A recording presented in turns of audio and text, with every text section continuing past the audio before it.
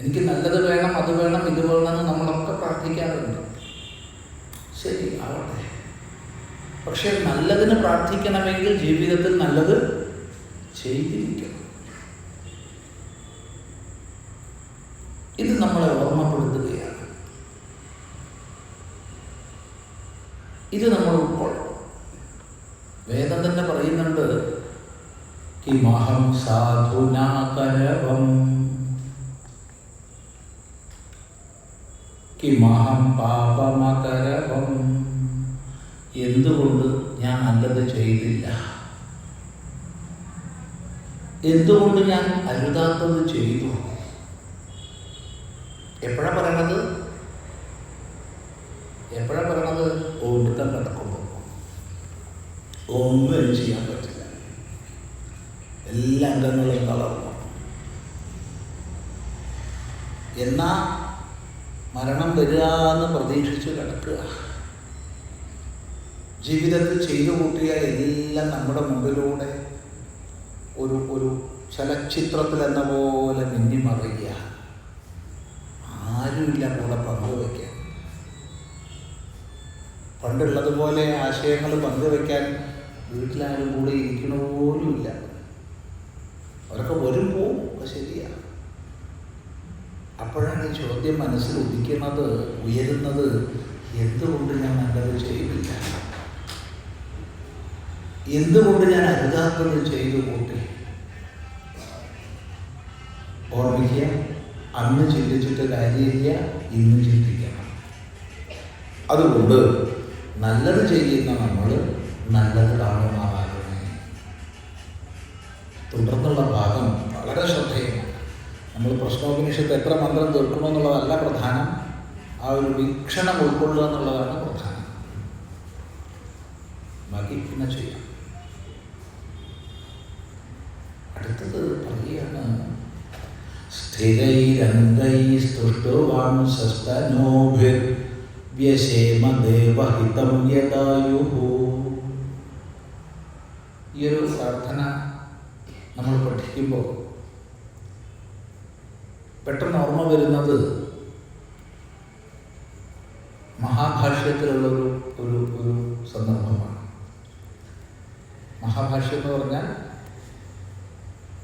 പതഞ്ജലി മഹർഷി പാണിനീയ സൂത്രങ്ങൾ എഴുതിയ ഭാഷ്യമാണ്. അതിലെങ്ങനെയാണ് വാക്ക് പ്രയോഗിക്കേണ്ടത് എന്ന് പറയുന്ന ഭാഗത്ത് ഒരു ദൃഷ്ടാന്തം പറയുന്നുണ്ട്. ദൃഷ്ടാന്തം, ഒരു സ്ത്രീ വൃദ്ധയാണ്,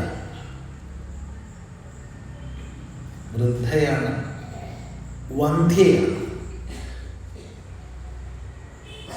അവിവാഹിതയാണ്,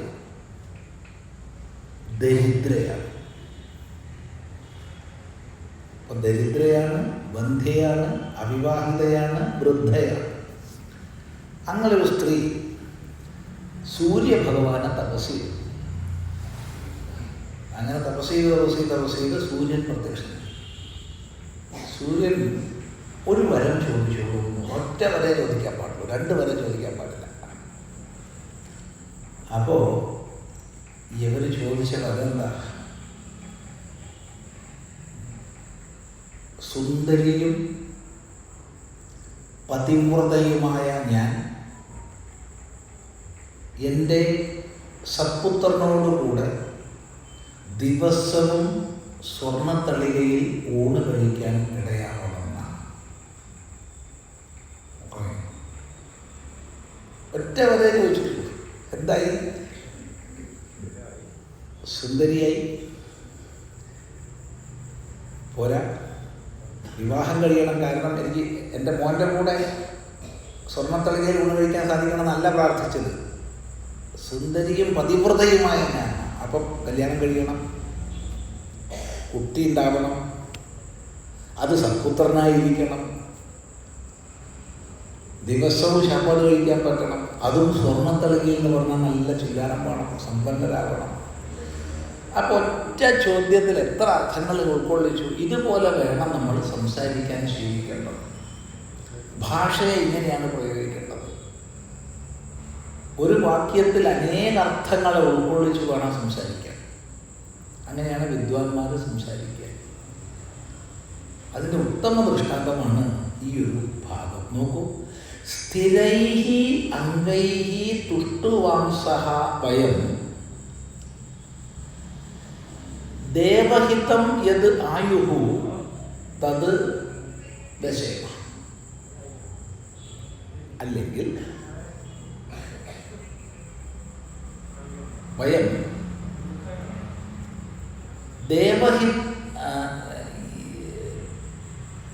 സ്ഥിരൈഹി അംഗൈഹി തുഷ്ടുവാംസഃ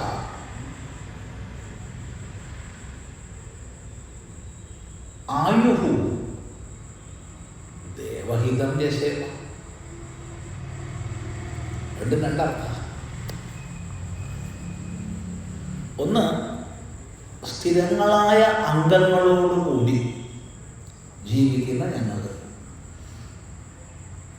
അപ്പം എന്ത് പ്രാർത്ഥിച്ചു? നമ്മുടെ അംഗങ്ങളൊക്കെ സ്ഥിരങ്ങളായിരിക്കണം, ആരോഗ്യമുള്ളവയാവണം. കണ്ണ് കാണണം, ചെവി കേൾക്കണം, മൂക്ക് മണക്കണം, നാക്ക് രുചിക്കണം, ത്വക്ക് സ്പർശിക്കണം, കൈ കാല് എല്ലാം നല്ല ശക്തിയുള്ളതായിരിക്കണം. എല്ലാ അവയവങ്ങളും ശക്തി ഉണ്ടാവും. ദുർബലന്മാരാകരുത്. നമുക്ക് ഈ മനുഷ്യ ജീവിതത്തിൽ ജീവിത ലക്ഷ്യത്തെ പ്രാപിക്കുന്നതിന് ഈ ശരീരം ആരോഗ്യത്തോടുകൂടി ഇരിക്കണം. ഇത് ശക്തമായിരിക്കണം. ഇത് പ്രത്യേകം ശ്രദ്ധിക്കുക. പലരും ഞങ്ങൾ സാധകന്മാരാണ്, ആധ്യാത്മിക സാധകന്മാരാണെന്നും പറഞ്ഞ് ദേഹത്തെ പീഡിപ്പിച്ച് ദേഹത്തെ പരിപാലിക്കാതെ രോഗങ്ങൾ ഏറ്റുവാങ്ങി കഴിയുന്നവരുണ്ട്. ഒരിക്കലും ദൗർബല്യത്തെ അല്ല ഏറ്റുവാങ്ങേണ്ടത്, ബലത്തെയാണ്. ബലമസി ബലമേ ദേഹി. ഭഗവാനെ, നീ ബലമാകുന്നു, എനിക്ക് ബലം തരൂ. ഇതാണ് വേദം പ്രാർത്ഥിക്കുന്നത്. ദുർബലത തരുമെന്ന് പ്രാർത്ഥിക്കുന്നില്ല. ശ്രദ്ധിക്കുക. അപ്പോൾ സ്ഥിരൈഹി അംഗൈഹി തുഷ്ടുവാംസഃ വയം. സ്തുതിക്കുന്നവരായ ഞങ്ങൾ. തുഷ്ടുവാംസഃ എന്ന് പറഞ്ഞാൽ സ്തുതി കുർവന്തഃ, സ്തുതിയെ ചെയ്യുന്നവരായ വയം ഞങ്ങൾ, നമ്മൾ, സൽക്കർമ്മങ്ങളെ ചെയ്യുന്നവരായ നമ്മൾ. അപ്പോൾ ഒന്ന്, സ്ഥിരങ്ങളായ അംഗങ്ങൾ വേണം. രണ്ട്, ആ അംഗങ്ങളെ കൊണ്ട് സൽക്കർമ്മങ്ങൾ ചെയ്യണം. അങ്ങനെയുള്ള നമ്മൾ ദേവഹിതം യദായുഹു, ദേവഹിതമായ യാതൊരു ആയുസ്സുണ്ടോ? നമുക്കൊക്കെ എത്ര ആയുസ്സുണ്ടെന്ന് നമുക്കറിയില്ല. ഇപ്പം പറഞ്ഞുകൊണ്ടിരിക്കുമ്പോൾ കാറ്റ് പോകാം, എന്നാൽ നിങ്ങൾക്ക് പണിയേ. കേട്ടുകൊണ്ടിരിക്കുമ്പോൾ കാറ്റ് പോകാം, ഇല്ല. ആർക്കെങ്കിലും കണക്കുണ്ടോ? ഒരു കണക്കുമില്ല. അപ്പൊ ദേവഹിതമായിട്ട് നമുക്ക് എത്ര ആയുസ്സുണ്ട് നമുക്ക് ആർക്കും അറിയില്ല. എത്രയാണോ ഉള്ളത് അത്ര, അത്രയുള്ളൂ. പക്ഷെ ഉള്ള ആയുസ് സ്ഥിരങ്ങളായ അംഗങ്ങളോടുകൂടി സൽക്കർമ്മങ്ങൾ ചെയ്തുകൊണ്ട് ജീവിക്കാൻ പറ്റണം. എത്ര കുറച്ചാണെങ്കിലും എത്ര കൂടുതലാണെങ്കിലും അങ്ങനെ ആയുഹു യശേമ, ആയുസ്സിനെ നീക്കുവാൻ ഞങ്ങൾക്ക് സാധിക്കട്ടെ. സ്ഥിരൈരംഗൈസ്തുഷ്ടവാം സസ്തനോഭിഹി. തനോഭിഹി, ശരീരാംഗങ്ങളെ കൊണ്ട്. എങ്ങനെയുള്ള ശരീരാംഗങ്ങളെ കൊണ്ട്? സ്ഥിരൈഹി, സ്ഥിരങ്ങളായ അംഗങ്ങളെ കൊണ്ട്. ഇതാണ് ഒരർത്ഥം. വേറൊരർത്ഥം, സ്ഥിരങ്ങളായ അംഗങ്ങളെ കൊണ്ട് സ്തുതിക്കുന്നവരായ ഞങ്ങൾ, സൽക്കർമ്മങ്ങൾ ചെയ്യുന്നവരായ ഞങ്ങൾ, ഞങ്ങൾക്ക് യാതൊരായുസ്സുണ്ടോ അത് ദേവഹിതം ചെയ്തുകൊണ്ട് നീക്കാനിടയാണ്. ആദ്യം പറഞ്ഞത് തീർത്തും ഭിന്നമായ അർത്ഥം. ആദ്യം പറഞ്ഞത് ദേവഹിതമായ യാതൊരായുസ്സുണ്ടോ അത് നീക്കുവാൻ സാധിക്കണമെന്ന്. ഇപ്പം പറയുന്നു യാതൊരായുസ്സുണ്ടോ അത് ദേവഹിതം ചെയ്തുകൊണ്ട് നീക്കാൻ കഴിയണം, സൽക്കർമ്മം ചെയ്തുകൊണ്ട് നീക്കാൻ കഴിയണം. ജീവിതത്തിൽ ഒരു നിമിഷമാണ് ഇരിക്കണതെങ്കിലും ആ ഒരു നിമിഷം സൽക്കർമ്മങ്ങൾ ചെയ്യണം. നമ്മളെ ചിന്തകളും നമ്മുടെ വാക്കുകളും നമ്മുടെ പ്രവൃത്തികളും ദേവഹിതമായിരിക്കണം. ഇതിനായിക്കൊണ്ട് നമ്മൾ ജീവിതത്തെ ചിട്ടപ്പെടുത്തണം. തോന്നിയോ ഒന്നും ചെയ്യരുത്, എടുത്തു ചാടി ഒന്നും ചെയ്യരുത്. എന്ത് നല്ല പ്രാർത്ഥനയാണ് നമുക്ക്.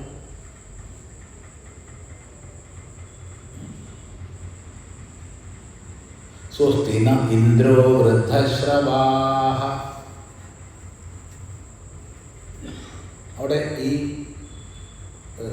പാഠത്തിൻ്റെ അടിയിൽ ദധാതു എന്നൊരു പദമുണ്ട്, അത് ഇങ്ങോട്ട് കൊണ്ടുവരണം. അപ്പോൾ സ്വസ്തി ന ഇന്ദ്രോ വൃദ്ധശ്രവാഃ ദധാതു. വൃദ്ധശ്രവാഃ, വർദ്ധിച്ച കീർത്തിയോടുകൂടിയ ഇന്ദ്രൻ നമുക്കെല്ലാം നല്ലത് വരുത്തട്ടെ. എനിക്ക് നല്ലത് വരുത്തട്ടെ എന്നല്ല, നമ്മൾ രണ്ടുപേർക്ക് നല്ലത് വരുത്തട്ടെ എന്നല്ല, നമുക്കെല്ലാം നല്ലത് വരുത്തട്ടെ. ബഹുവചനമാണ്. വാസ്തവത്തിൽ ഇതല്ലേ സനാതന ധർമ്മത്തിൻ്റെ വലിയൊരു മഹിമ. ധർമ്മശാസ്ത്രങ്ങളുടെ മുഴുവൻ മൂലമായ വേദത്തിൻ്റെ സാരഭൂതമാണ് ഗായത്രി മന്ത്രം. ഗായത്രി എന്താ പ്രാർത്ഥിക്കുന്നേ? എൻ്റെ ബുദ്ധിയെ പ്രചോദിപ്പിക്കട്ടെ എന്നല്ല, നമ്മുടെ ബുദ്ധിയെ പ്രചോദിപ്പിക്കട്ടെ. ബഹുവചനമാണ്. ധിയഃ നഃ പ്രചോദയാത്. നമ്മുടെ ബുദ്ധിയെ പ്രചോദിപ്പിക്കട്ടെ. നമ്മളെന്ന ചിന്ത, കൂട്ടായ്മ, ഇതാണ് സനാതന ധർമ്മശാസ്ത്രങ്ങളുടെ മഹിത സന്ദേശം. അത് നമ്മൾ മറന്നുപോയി. നീയും ഞാനും നീയും ഞാനുമായി പിരിഞ്ഞതാണ് നമുക്ക് വന്ന ഏറ്റവും വലിയ അപകടം. ഓർമ്മിക്കുക. അപ്പോൾ ഇവിടെയും നമുക്കെല്ലാം പ്രസിദ്ധനായ ഇന്ദ്രൻ നല്ലത് വരുത്തട്ടെ. സ്വസ്തി ന പൂഷാ വിശ്വവേദാഃ. എല്ലാം അറിയുന്ന സർവ വേദങ്ങളുടെയും മൂർത്തിയായ സൂര്യഭഗവാൻ നമുക്കെല്ലാം നല്ലത് വരുത്തട്ടെ. എല്ലാവരുടെയും നല്ലതിനു വേണ്ടി പ്രാർത്ഥിക്കുക. സ്വസ്തി നസ്താർക്ഷ്യോ അരിഷ്ടനേമി. എല്ലാ ദുഃഖങ്ങളെയും ഇല്ലാതാക്കുന്ന താർക്ഷ്യൻ, ഗരുഡൻ നമുക്കെല്ലാം നല്ലത് വരുത്തട്ടെ. സ്വസ്തി നോ ബൃഹസ്പതിർദധാതു. ദേവഗുരുവായ ബൃഹസ്പതി നമുക്കെല്ലാം നല്ലത് വരുത്തട്ടെ. അപ്പം എല്ലാ ദേവതകളും നമുക്കെല്ലാം നല്ലത് വരുത്തട്ടെ. ഇതാണ് പ്രാർത്ഥിക്കുന്നത്. എന്നിട്ട് ഓം ശാന്തി ശാന്തി ശാന്തി. വീണ്ടും ഓംകാരം ഉച്ചരിക്കുന്നു. അതിനർത്ഥം നേരത്തെ വിസ്തരിച്ച് പറഞ്ഞു. അതുകൊണ്ട് ഈശ്വരനാമത്തെ, ബ്രഹ്മപ്രതീകത്തെ ഒരിക്കൽ കൂടി അനുസന്ധാനം ചെയ്ത് 3 പ്രാവശ്യം ശാന്തി ശബ്ദം പറയുന്നു. എന്തിനാണ് 3 പ്രാവശ്യം ശാന്തി ശബ്ദം? മറുപടി, നമ്മുടെയൊക്കെ ജീവിതത്തിൽ അനേക പ്രകാരത്തിൽപ്പെട്ട ദുഃഖങ്ങളുണ്ടാവും. ഒരു വിദ്യാർത്ഥിയെ സംബന്ധിച്ച് തൻ്റെ പഠനത്തിന് അനേക തടസ്സങ്ങളുണ്ടാവും, ദുഃഖങ്ങളും വിഘ്നങ്ങളും. അപ്പോൾ വിദ്യാർത്ഥിയെ സംബന്ധിച്ച് തൻ്റെ വിഘ്നങ്ങളൊക്കെ ഇല്ലാതാക്കണം. ഒരു വ്യക്തിയെ സംബന്ധിച്ച് തൻ്റെ ജീവിതത്തിലെ ദുഃഖങ്ങളൊക്കെ ഇല്ലാതാക്കണം. ഇതാണ് പ്രാർത്ഥന. അപ്പോൾ ദുഃഖങ്ങൾ എത്ര തരമുണ്ട്? അനേക പ്രകാരമുണ്ട്. ആയിരക്കണക്കിന് ദുഃഖങ്ങളുണ്ട്. ആയിരക്കണക്കിന് ദുഃഖങ്ങളുണ്ട്. എത്ര വിഘ്നങ്ങളുണ്ട്? ആയിരക്കണക്കിന് വിഘ്നങ്ങളുണ്ട്.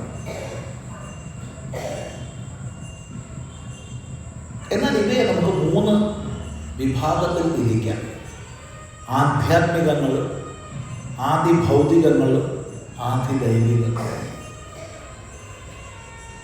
ആധ്യാത്മികങ്ങൾ എന്ന് പറഞ്ഞാൽ താൻ കാരണം ഉണ്ടാകുന്നത്. ആദിഭൗതികങ്ങൾ എന്ന് പറഞ്ഞാൽ മറ്റ് ഭൂതങ്ങൾ കാരണം ഉണ്ടാകുന്നത്.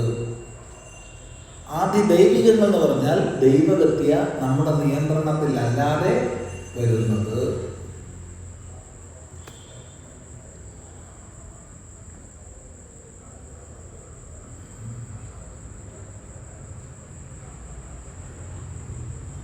വിഘ്നങ്ങളിൽ ഒരാൾ പറഞ്ഞു, ശ്രദ്ധിച്ച് നടന്നോളൂ കേട്ടോ, അവിടെ വഴുക്കുണ്ട്, ശ്രദ്ധിച്ച് നടന്നോളൂ. എന്ത് ശ്രദ്ധിക്കാനാ, ഒരൊറ്റ നടത്തം, വീണു. ക്ലാസ് എടുക്കാൻ പറ്റുമോ? ഇല്ല. ക്ലാസ് കേൾക്കാൻ പറ്റുമോ? ഇല്ല.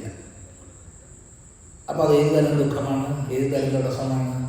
ആധ്യാത്മികമാണ്. താൻ കാരണം ഉണ്ടായതാണ്. ആലോചിക്കാണ്ട് ഓരോന്നെടുത്ത് ചാടി പ്രവർത്തിച്ചു, ദുഃഖം ഉണ്ടായി. ആര് കാരണമാണ്? ഞാൻ കാരണം, അല്ലാണ്ട് ദൈവം കാരണമല്ല. ആധ്യാത്മികമാണ്. ഇനി ആദിഭൗതികം. അപ്പോൾ അവിടെ ഉപനിഷത്ത് എടുക്കാം, പ്രശ്നോപനിഷത്ത് പഠിക്കാം എന്നും പറഞ്ഞു പോവുക. അപ്പോഴാണ് ഒരു പട്ടി ചാടി വന്ന് കടിച്ചത്.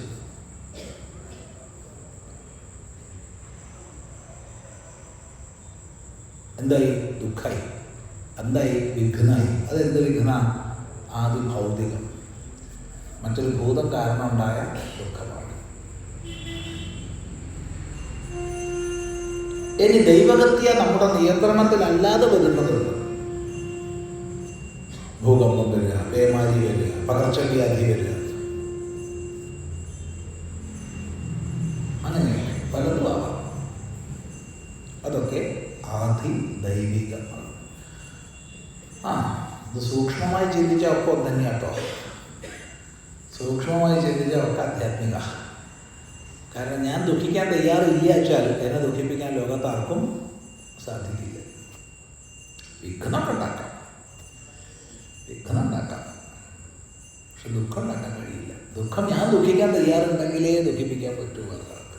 അല്ലാതെ ആർക്കും തോന്നുന്നുണ്ടോ? ഞാൻ ദുഃഖിക്കാൻ തയ്യാറില്ല എങ്കിൽ വേറെ ആൾക്കാരെ ദുഃഖിപ്പിക്കാൻ കഴിയുമോ? എന്താ അഭിപ്രായം? ഇല്ല.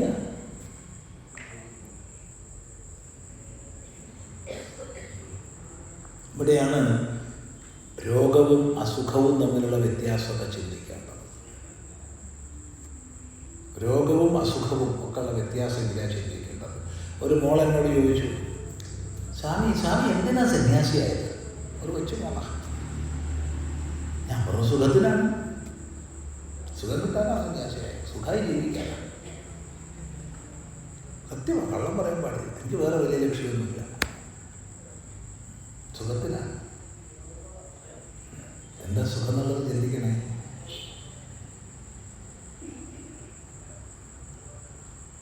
ആഴണം വാഴണം നിത്യം വാഴണം വാഴണം സുഖം എന്ന് പറയുന്ന സുഖം എന്താണെന്ന് ആലോചിക്കുക.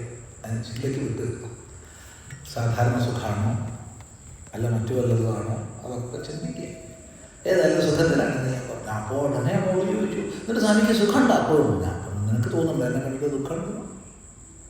എനിക്ക് എപ്പോഴും സുഖമായിരുന്നു. നല്ല മുട്ടിക്ക് മോളാണ്, കൊച്ചു മോളാണ്, വളരെ ചെറുതൊരു എനിക്ക് തോന്നുന്നു 2ാം ക്ലാസ്സിലോ 3ാം ക്ലാസ്സിലൊക്കെ പഠിക്കുന്നുണ്ടാവും. ഉടനെ അവൾ കുഴപ്പമില്ല. അപ്പോൾ എനിക്ക് അപ്പോൾ സ്വാമിക്ക് സൂക്കടൊന്നും ഉണ്ടാവില്ലേ? ഞങ്ങളേ എനിക്കുണ്ടാവില്ല. രോഗം ഇഷ്ടം പോലെ ഉണ്ടാവും. രോഗങ്ങളുടെ ഒരു കൊട്ടയായത്. രോഗങ്ങൾ ഇഷ്ടം പോലെ വരും.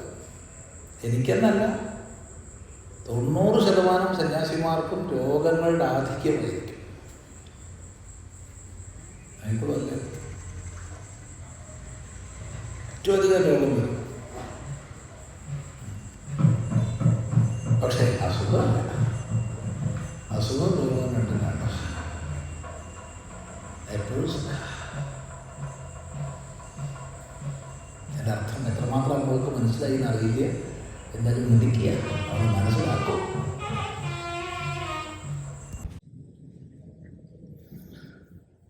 അപ്പോൾ ഈ 3 വിധ വിഘ്നങ്ങൾക്കും അഥവാ ദുഃഖങ്ങൾക്കും ശാന്തി ഉണ്ടാവട്ടെ എന്ന് പ്രാർത്ഥിച്ചുകൊണ്ടാണ് 3 പ്രാവശ്യം ശാന്തി മന്ത്രം ചൊല്ലുന്നത്.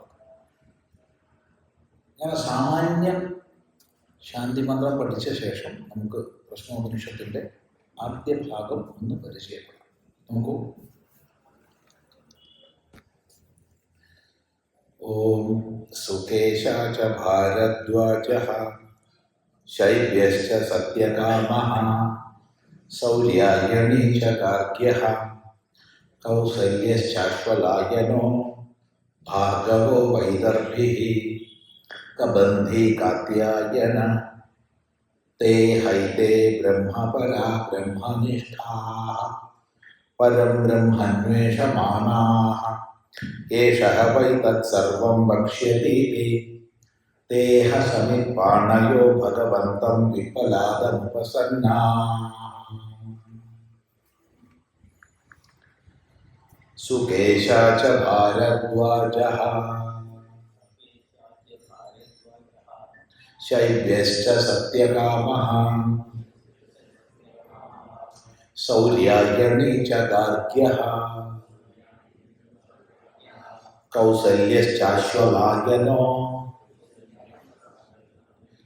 ഭാർഗവോ വൈദർഭിഃ കബന്ധി കാത്യായനഃ തേ ഹൈതേ ബ്രഹ്മപരാഃ ബ്രഹ്മനിഷ്ഠാഃ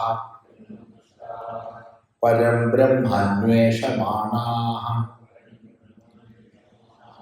ഏഷഃ വൈ തത്സർവം വക്ഷ്യതീതി തേഹ സമിപ്പാണയോ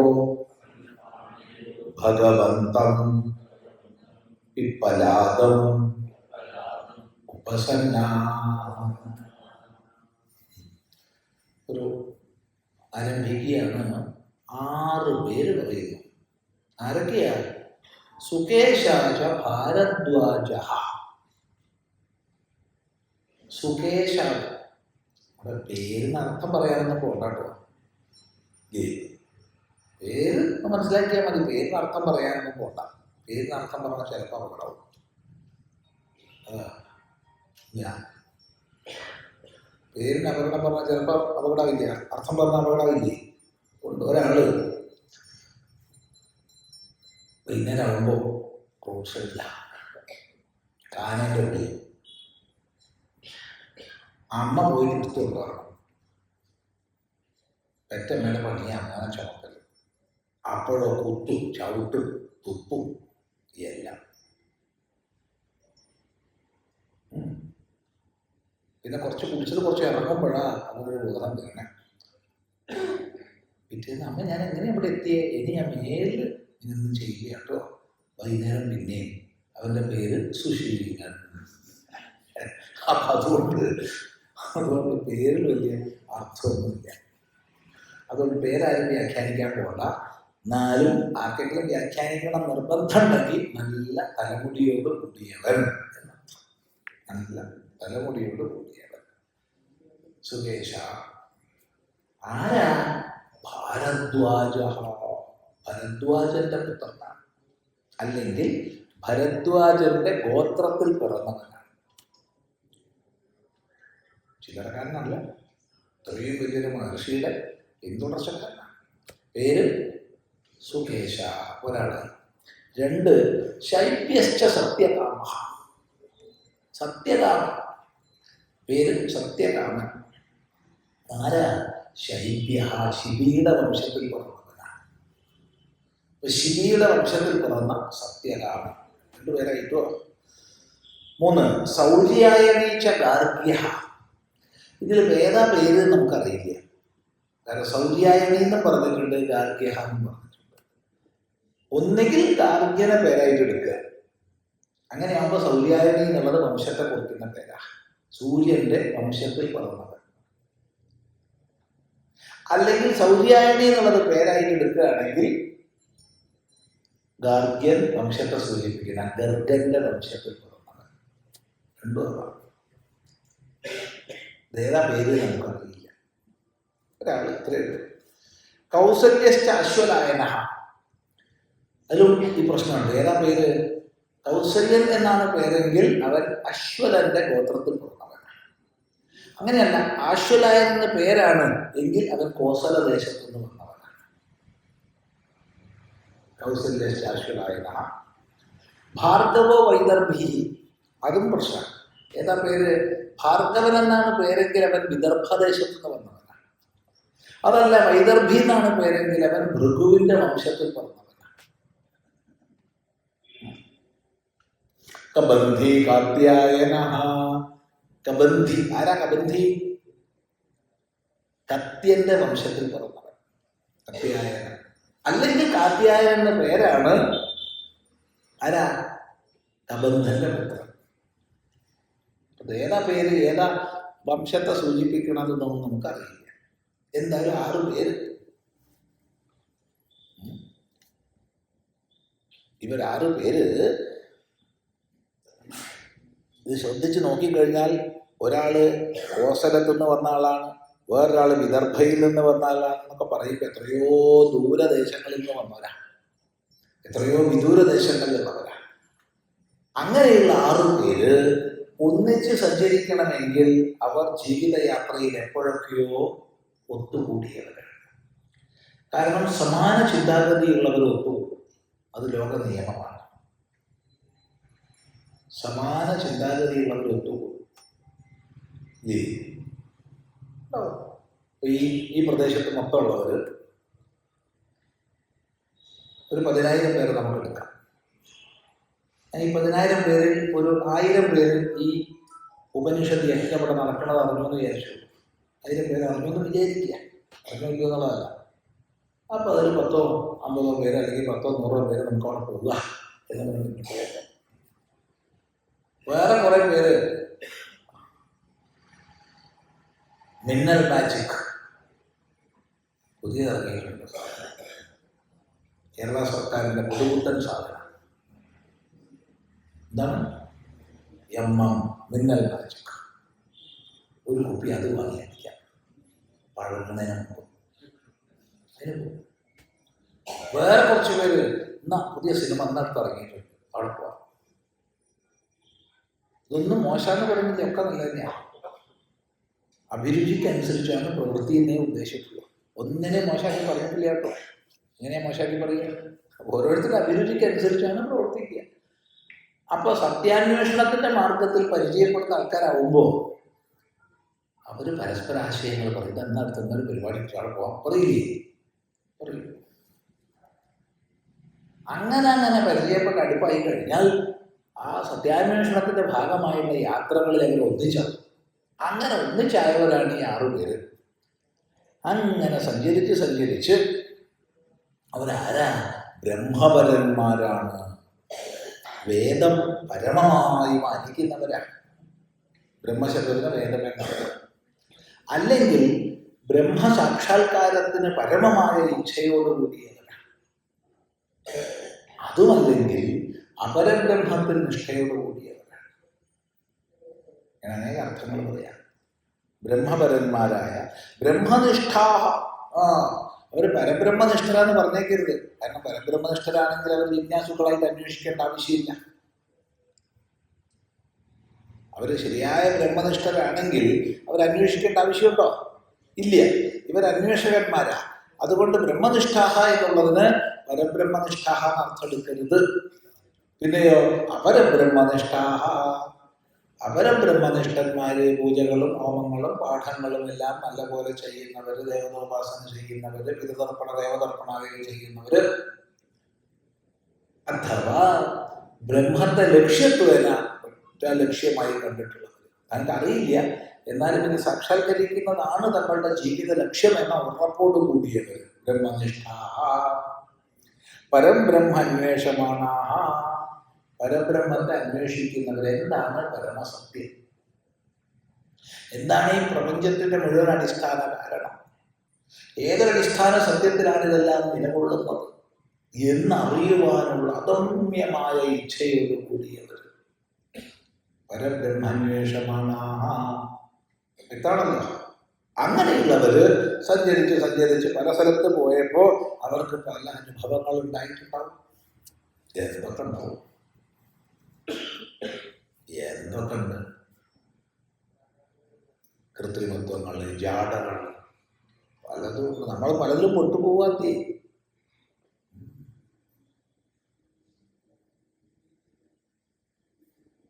ഒറ്റ കയ്യിൽ നിൽക്കണവരും ഒറ്റ കാലിൽ നിൽക്കണവരും ഒരു 20 കിലോ ജഡമുള്ളവർ, നിത്യം മുട്ട വലിച്ചിട്ടുള്ളവർ, കാവി കൊടുത്തവർ, മഞ്ഞ കൊടുത്തവർ, കറുപ്പെടുത്തവർ, നീല കൊടുത്തവർ, പല ജാതി ഉണ്ടാവും. ബാഹ്യമായി പലതും നമ്മൾ പൊട്ടും. അപ്പോൾ സത്ത കണ്ടെത്താൻ വിഷമിക്കും പലതും ഉണ്ട്. സന്യാസ ദീക്ഷയ്ക്കൊക്കെ മുമ്പ് കറങ്ങുന്ന കാലത്ത് അങ്ങനെ കറങ്ങുക, അങ്ങനെ കറങ്ങി എവിടെയെങ്കിലും എത്തും, അങ്ങനെ പോവാ. പണ്ഡിതപുരത്ത് എത്തിയ സമയത്ത് ധാരാളം സാധുക്കളൊക്കെ ഉണ്ട്.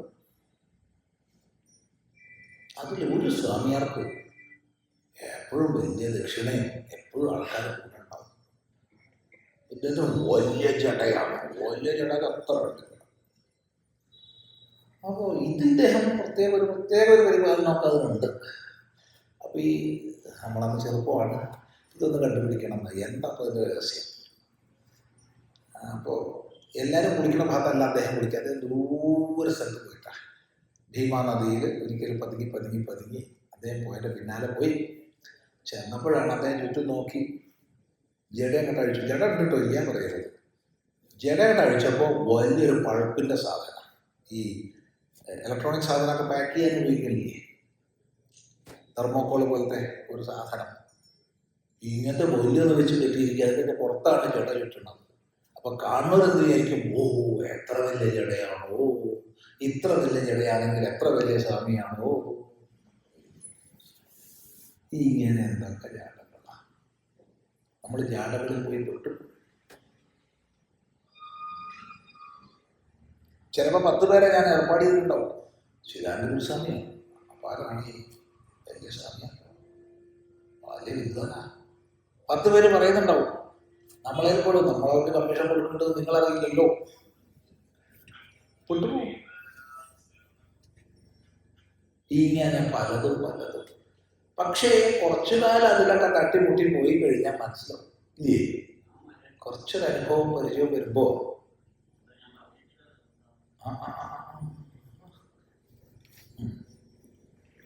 കുറച്ചു കാലം അനുഭവമൊക്കെ വരുമ്പോൾ മനസ്സിലാവും ഇതൊക്കെ ഒരു ജാടയാണെന്നുള്ളത്.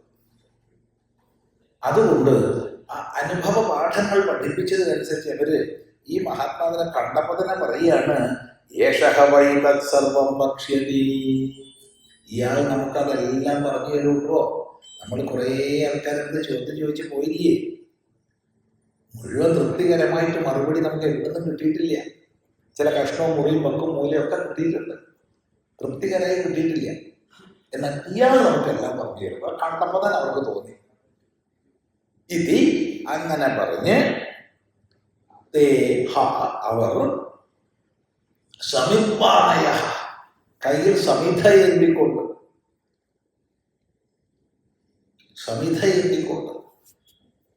കുട്ടികളെയും ഗുരുനാഥന്മാരെയും രാജാക്കന്മാരെയും വെറും കൈയോടുകൂടി പോയി കാണാൻ പാടില്ല.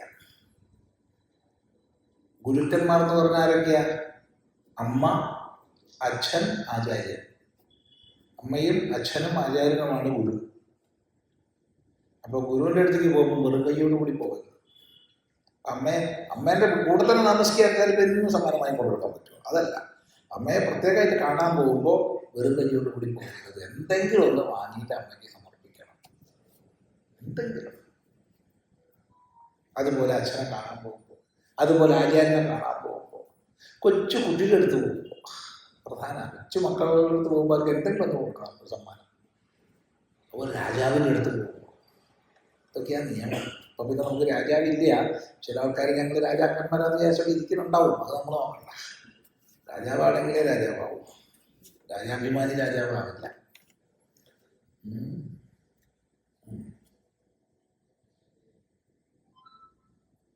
ഗുരുകുലത്തിലേക്ക് പോകുമ്പോൾ ആ ഗുരുകുലത്തിന് പ്രയോജനകരമായ വസ്തു വേണം കൊണ്ടുപോകുക, അല്ലേ? അങ്ങനെയല്ലേ? അതെ, ഒരു ഗുരുകുലത്തിലേക്ക് പോകുമ്പോൾ ഗുരുകുലത്തിന് പ്രയോജനമായിട്ടുള്ള വസ്തു കൊണ്ടുപോകണം. അതുകൊണ്ട് സമിധ എണ്ണിക്കൊണ്ടാണ്, അഗ്നിഹോത്രം ചെയ്യുന്നതിനായി കൊണ്ടുള്ള സമിത്തുക്കളെയും കൊണ്ടാണ് പോകുന്നത്. ഇതിന് താത്വികമായ അർത്ഥം, എപ്രകാരമാണോ അഗ്നിയിൽ ഹോമിക്കപ്പെടുന്ന സമിധ വെണ്ണീറായി തീരുന്നത്, അതുപോലെ എൻ്റെ അഹങ്കാരത്തെ, ദുരഭിമാനത്തെ, ദേഹാഭിമാനത്തെ മുഴുവൻ വെണ്ണീറാക്കുകയാണ് ഗുരുനാഥൻ്റെ മുമ്പിൽ. ഇതാണ് ഭാവന. അങ്ങനെ സമിപ്പാണയ 6 പേരും സമിധകൾ എന്തിക്കൊണ്ട് ഭഗവന്തം പിപ്പലാദമുപസന്നാഹ, ഭഗവാൻ പിപ്പലാദനെ പ്രാപിച്ചു. പിപ്പലാദൻ പേരാണ്, മഹർഷിയുടെ പേരാണ്. അതിന് വ്യാഖ്യാനിക്കൊന്നും വേണ്ട. പിപ്പലത്തെ അശിക്കുന്നവൻ, ഭക്ഷിക്കുന്നവൻ എന്ന് പറയുകയൊന്നും വേണ്ട. ഒരു പേര്.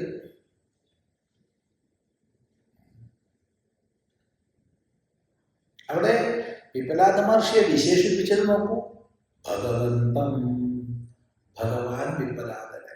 ഭഗവാൻ എന്ന് പറഞ്ഞാൽ സർവജ്ഞൻ എന്നുള്ള അർത്ഥം ഇവിടെ എടുക്കാം.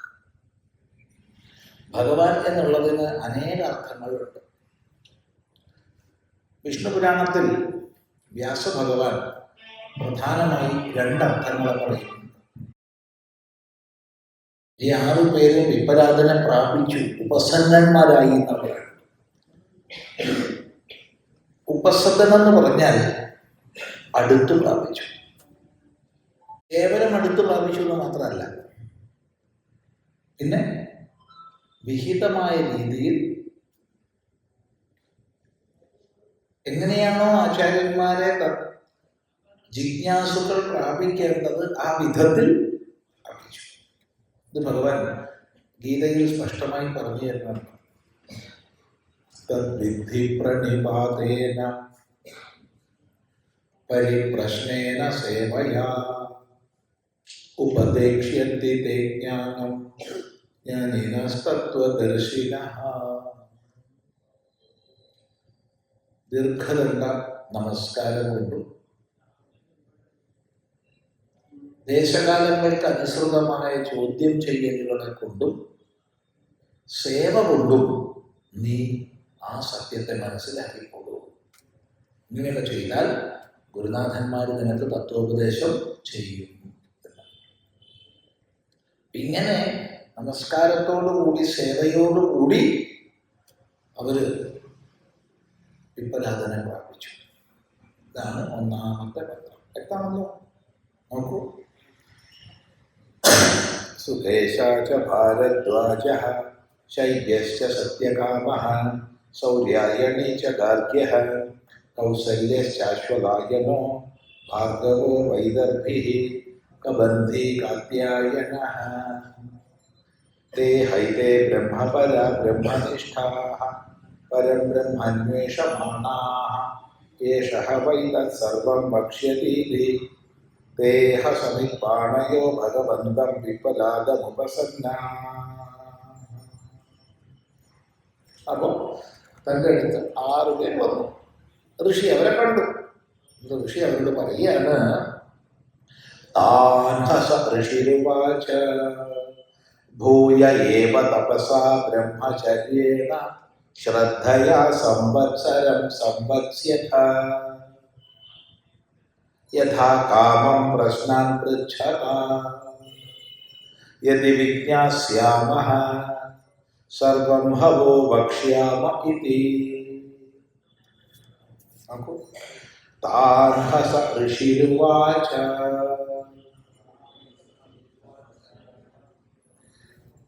താൻഹ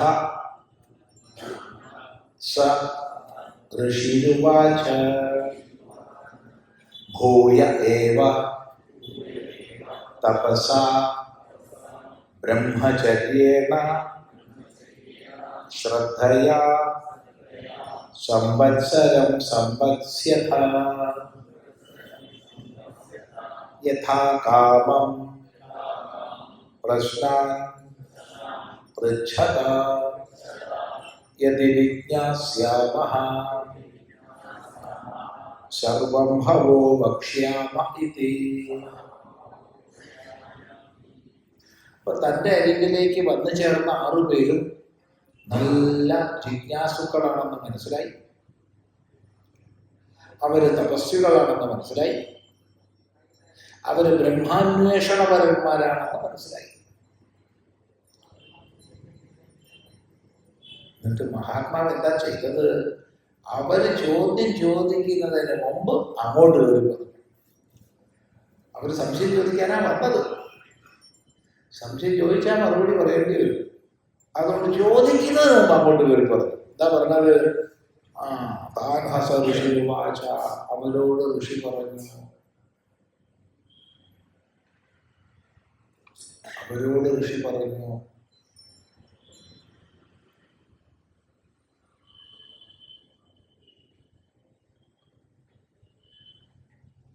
ഇവിടെ നമുക്ക് കുറച്ച് കൂടുതൽ മനസ്സിലാക്കാം. അവരാറുപേരും വിപ്രലാദനെ വിധിപ്രകാരം ഉപസദനം ചെയ്തു എന്ന് പറഞ്ഞിട്ടുണ്ട്. ഉപസദനം ചെയ്യുമ്പോൾ നമസ്കരിച്ചിട്ടുണ്ടാവും.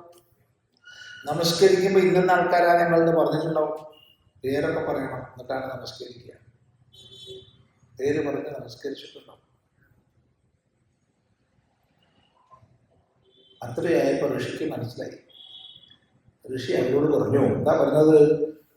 ഭൂയൈവ തപസാ ബ്രഹ്മചര്യേണ ശ്രദ്ധയാ സംവത്സരം സംവത്സ്യഥ. വളരെ മനഃശാസ്ത്രപരമായൊരു പദപ്രയോഗമാണ്. തപസാ ബ്രഹ്മചര്യേണ ശ്രദ്ധയാ സംവത്സരം സംവത്സ്യഥ എന്നല്ല. തപസ്സോടെ ബ്രഹ്മചര്യത്തോടെ ശ്രദ്ധയോടെ ഇവിടെ എൻ്റെ കൂടെ ഒരു കൊല്ലം താമസിക്കൂ എന്നല്ല. അങ്ങനെയല്ല പറഞ്ഞത്. പിന്നെങ്ങനെയാ പറഞ്ഞ? ഭൂയൈവ, വീണ്ടും തന്നെ. വീണ്ടും തന്നെ എന്നുള്ളതിന് വലിയ അർത്ഥമുണ്ട്. എന്താ വെച്ചാൽ നിങ്ങളെയൊക്കെ കണ്ടറിഞ്ഞ മഹാതപസ്യകളാണ്, വലിയ ബ്രഹ്മചര്യമുള്ളവരാണ്. കണ്ടറിയാ നിങ്ങൾക്കൊക്കെ നല്ല ശ്രദ്ധ ഉണ്ട്. ഉണ്ടോ ഇല്ലയോ എന്നുള്ളതല്ല വിഷയം. ആദ്യം തന്നെ നമ്മൾ തൻ്റെ അരികെ വന്ന സാധകനെ, ശിഷ്യനെ അംഗീകരിച്ച് പ്രോത്സാഹിപ്പിക്കുന്നു. ഇത് അധ്യാപകരുടെ മുഖ്യധർമ്മമാണ്. എങ്കിൽ മാത്രമേ അയാളെ താൻ ഉപദേശിക്കുന്നതിലേക്ക് ആകർഷിക്കാൻ സാധിക്കും. ഓർക്കുന്നത്, കൊളത്തൂർ അദ്വൈതാശ്രമത്തിൽ ഒരിക്കലും ഒരു വേദിക് മാത്തമാറ്റിക്സിന്റെ ക്ലാസ് സംഘടിപ്പിച്ചു.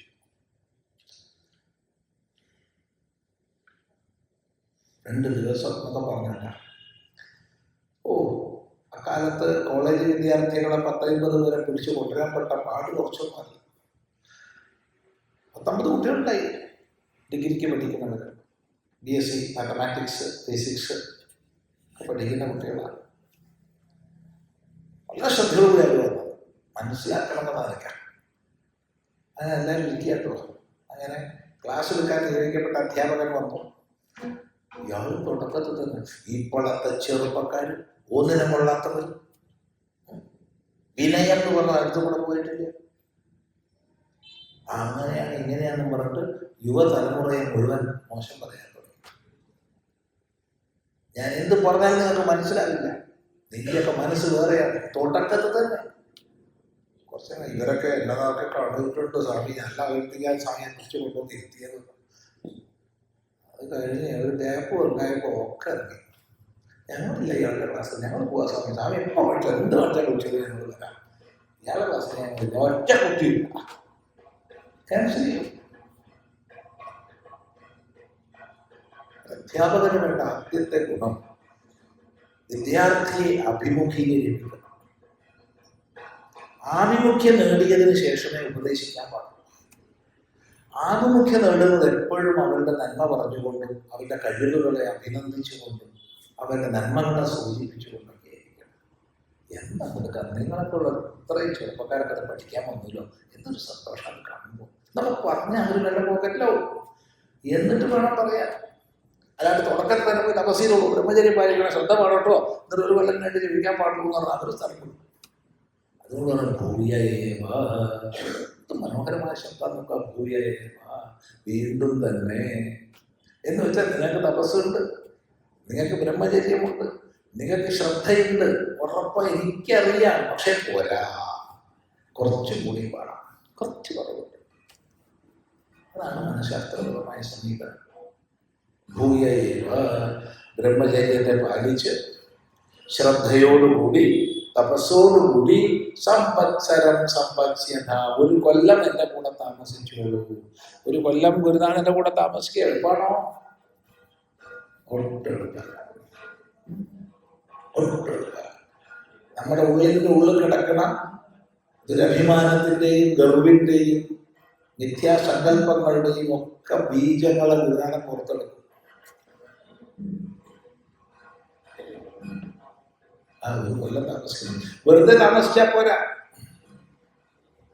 തപസ ബ്രഹ്മചര്യേണ ശ്രദ്ധയോ. തപസ് എന്ന് പറഞ്ഞാൽ മനസ്സേന്ദ്രിയാണാംച ഹൈകാഗ്ര്യം പരമം തപ. മനസ്സിന്റെയും ഇന്ദ്രിയങ്ങളുടെയും ഏകാഗ്രത സമ്പാദനമാണ് തപസ്. മനസ്സിനെ ഏകാഗ്രമാക്കുക, ഇന്ദ്രിയങ്ങളെ ഏകാഗ്രമാക്കുക. അങ്ങനെ ഇന്ദ്രിയങ്ങളെയും മനസ്സിനെയും ഏകാഗ്രമാക്കുന്നതാണ് തപസ്. ഈ തപസ് തന്നെ ശാരീരികം, വാചികം, മാനസികം എന്നൊക്കെ നമുക്ക് തരംതിരിക്കാം. വിസ്തരിച്ച് ഭഗവാൻ ഗീതയിൽ പറയുന്നുണ്ട്. ഓരോരുത്തരും പഠിക്കുക. അതൊക്കെ പോയി കഴിഞ്ഞാൽ വളരെ വിസ്തൃതമായി പോകും.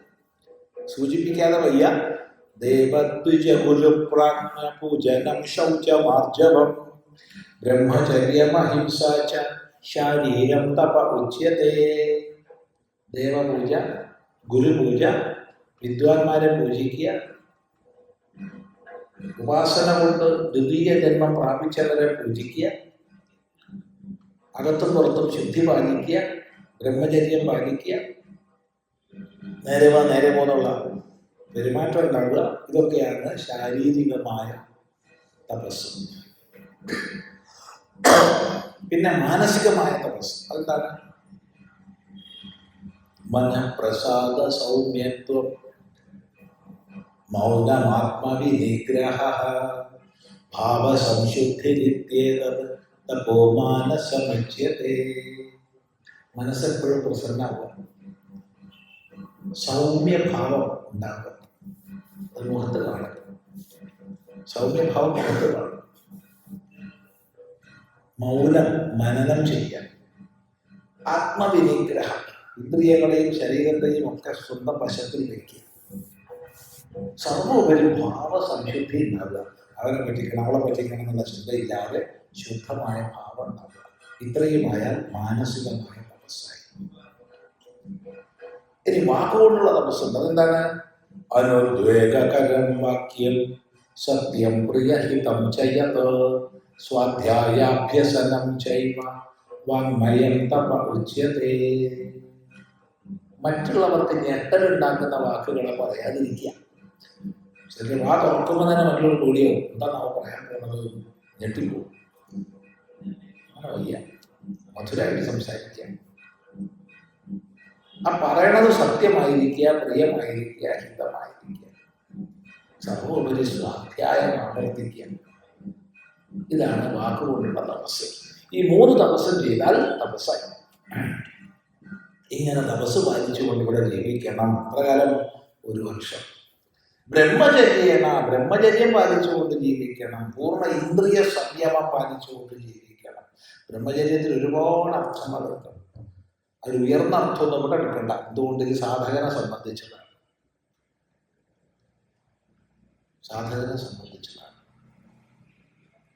പരമമായ അർത്ഥതലത്തിൽ ബ്രഹ്മചര്യം എന്ന് പറയുമ്പോൾ തപസ്സ ബ്രഹ്മചര്യേണ. ഇപ്പൊ ബ്രഹ്മചര്യം എന്നുള്ളതിന് ഉയർന്ന അർത്ഥതലങ്ങളുണ്ട്. അതിവിടെ എടുക്കേണ്ട ആവശ്യമില്ല. ഉദാഹരണം പറഞ്ഞാൽ ഏറ്റവും ഉയർന്ന അർത്ഥം ബ്രഹ്മണി ഏവ അഭിന്നതയാ ചരതി. ബ്രഹ്മത്തിൽ തന്നെ അഭിന്നനായി ചരിക്കുന്നതാണ് ബ്രഹ്മചര്യം. അതായത് അഹം ബ്രഹ്മാസ്മി, ഞാൻ തന്നെയാകുന്നു പരമമായ സത്യം എന്ന ബോധത്തിൽ ബ്രഹ്മനിഷ്ഠനായി കഴിയുന്നതാണ് ശരിയായ ബ്രഹ്മചര്യം. അതിവിടെ പറയാൻ വയ്യ. കാരണം ഇത് സാധകനാണ്, ജിജ്ഞാസുവാണ്, ബ്രഹ്മനിഷ്ഠനായിട്ടില്ല. അപ്പൊ പിന്നെ ബ്രഹ്മശബ്ദത്തിന് വേദം എന്നർത്ഥം. വേദം പഠിക്കുക എന്നുള്ളത് ബ്രഹ്മചര്യമാണ്. അതൊക്കെ സ്വീകരിക്കാം. എങ്കിലും അതിവിടെ വേണ്ട. കാരണം ചോദ്യം ചെയ്യണമെന്നാണ്. 3ാമതായിട്ട് ഗുരുസേവ ചെയ്യുക. അത് ബ്രഹ്മചര്യമാണ്.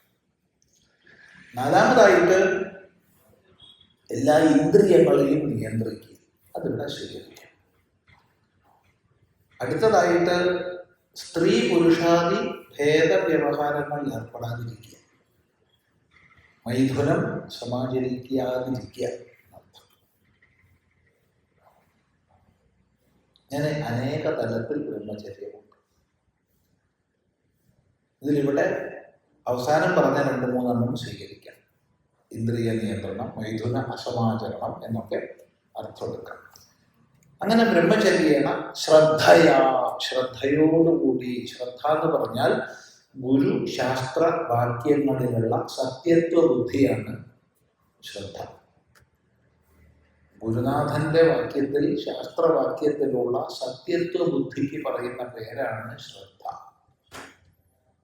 ശാസ്ത്രസ്യ ഗുരുവാക്യസ്യ സത്യബുദ്ധ്യാവധാരണം. സത്യത്വ ബുദ്ധിയോടുകൂടി ശാസ്ത്രത്തിൻ്റെയും ഗുരുവാക്യത്തിൻ്റെയും സ്വീകരണമാണ് ശ്രദ്ധ. ഇങ്ങനെ ശ്രദ്ധയോടെ, തപസ്സോടെ, ബ്രഹ്മചര്യത്തോടെ സംവത്സരം ഒരു കൊല്ലം താമസിക്കണം. അതിനിടയ്ക്ക് ഏതിലെങ്കിലും വീഴ്ച വന്നാലോ, ഈ 3-ൽ ഏതെങ്കിലും ഒന്നിൽ വീഴ്ച വന്നാലോ, പിന്നെ ആദ്യം ഒരു കൊല്ലം, അപ്പോഴും വീഴ്ച വന്നാലോ പിന്നെ ഒരു കൊല്ലം. ഒരു വീഴ്ചയും വന്നില്ല, ഭംഗിയായി പാലിച്ചു, ഒരു കൊല്ലം. എന്നിട്ട് അത് പൂർത്തിയാക്കിയ ശേഷം യഥാകാമം പ്രശ്നം പൃച്ഛത, ഇഷ്ടമുള്ളത് ചോദിച്ചു. ആധ്യാത്മിക ചോദിക്കാൻ പാടുള്ളൂ, പ്രാണസംബന്ധിയായിട്ട് ചോദിക്കാൻ പാടുള്ളൂ, മനസ്സംബന്ധിയായിട്ട് ചോദിക്കാൻ പാടുള്ളൂ, ഒന്നും പറഞ്ഞില്ല. എന്ത് വേണമെങ്കിൽ ചോദിക്കാം. ഗുരുനാഥനോടല്ലാതെ മറ്റാരോടാ എന്ത് ചോദിക്കാം? നാട്ടുകാരോടൊക്കെ എന്ത് ചോദിക്കാൻ പറ്റുമോ? തല്ലുകൊണ്ടില്ലേ? ഗുരുനാഥനോടാകുമ്പോൾ എന്ത് ചോദിക്കാം? യഥാകാലം പ്രശ്നം ചോദിച്ചാൽ ഇഷ്ടമുള്ള ചോദിച്ചു. നിങ്ങൾ 6 പേര് യതിവിജ്ഞാസ്യാമഹ, അവിടെയാണ് സനാതന ധർമ്മത്തിന്റെ വലിയൊരു മഹിമ. യതിവിജ്ഞാസ്യാമഹ, അറിയും എങ്കിൽ, നിങ്ങൾ ചോദിക്കുന്നതിന്റെ ഉത്തരം നമുക്ക് അറിയുമെങ്കിൽ, സർവം ഭവോപക്ഷിയാമ, എല്ലാം നിങ്ങളോട് പറഞ്ഞു തരും, ഒന്നും മറച്ചു വയ്ക്കില്ല. ഒരു ഭാവവും ഞാൻ മറച്ചു വയ്ക്കില്ല, പറഞ്ഞു തരാറ്. ഇത് വേദാന്തത്തിൽ മാത്രമേ ഉള്ളൂ കേട്ടോ. മറ്റേത് ശാസ്ത്രമാണെങ്കിലും ശരി, ഗുരുനാഥൻ കുറച്ചൊന്ന് മാറ്റി വയ്ക്കും, ശിഷ്യനെ ഉപദേശിക്കാതെ. മുഴുവൻ കൊടുക്കില്ല. കൊടുക്കുമോ? അഭിപ്രായം. പണ്ട് മുത്തശ്ശി പറഞ്ഞു തന്ന കഥകളിൽ പെട്ടൊരു കഥയുണ്ട്. അത് പൂച്ചയെ എല്ലാ വിദ്യകളും പൂച്ചയാണ് ഗുരുനാഥൻ, എല്ലാ വിദ്യകളും പഠിപ്പിക്കുകയാണ് പുലിക്ക്. ഇപ്പൊ ശിഷ്യൻ പുലി, ഗുരു പൂച്ച. അങ്ങനെ എല്ലാ വിദ്യയും പഠിപ്പിച്ചു.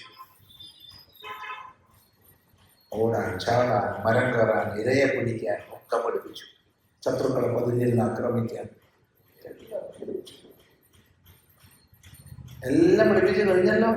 എല്ലാം കഴിഞ്ഞു. ഇനി ഒന്നും പഠിപ്പിക്കായില്ലല്ലോ. ഇനി ഒന്നും പഠിപ്പിക്കായില്ല. എന്നാ ഗുരുദക്ഷിണ തരാം, ഒന്നോളൂ, അടുത്ത് വന്നോളൂ. ഗുരുദക്ഷിണയ്ക്ക് അടുത്ത് വന്നപ്പോൾ ഒറ്റ ചാട്ടം പൂച്ചയെ തിന്നാൻ വേണ്ടിയിട്ട്. ഗുരുദക്ഷിണയാണ്.